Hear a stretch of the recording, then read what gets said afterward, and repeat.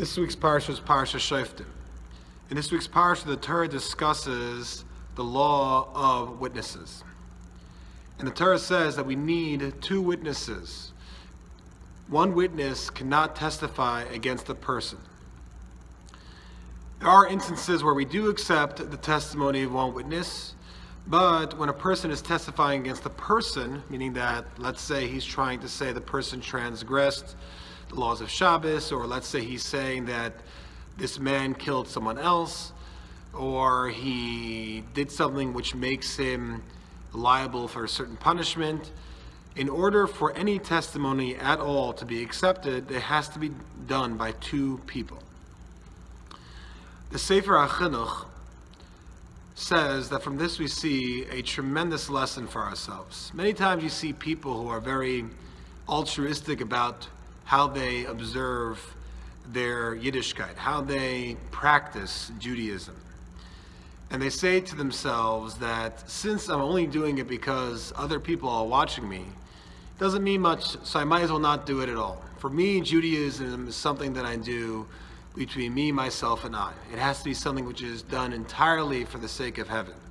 If I do it because everybody else in shul is doing it, I put my talis on because everybody else in the shul is putting his talis on, and I shuckle because everybody else is shuckling, and I answer amen because everybody else is answering amen, then it's basically worthless. The Torah is telling us that we never believe one witness. We always need two witnesses. It doesn't make a difference if that one witness is Moshe Rabbeinu. It doesn't make a difference if that witness is King David. It doesn't make a difference who he is. He needs someone else to testify with him. Otherwise, we do not believe him.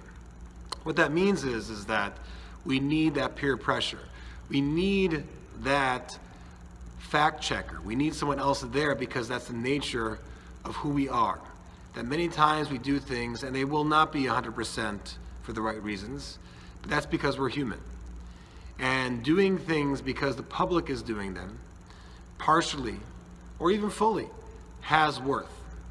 And like our rabbis say, that if we do something not for the sake of heaven, it'll eventually lead to doing things for the sake of heaven.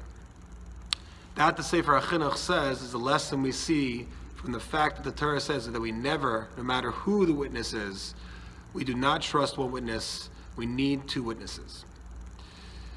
The question on this week's parsha is very straightforward. In the Torah it says, Al pi shnaim edim yakum davar. On the mouth of two witnesses will a matter be litigated, meaning will we accept the testimony of those two witnesses. Why does it specifically say here, when it talks about the witnesses, why does it refer to the mouth? How else would they speak? Or does this mean that the only way we could accept testimony is if we actually hear their voices? Let's say they wrote to court.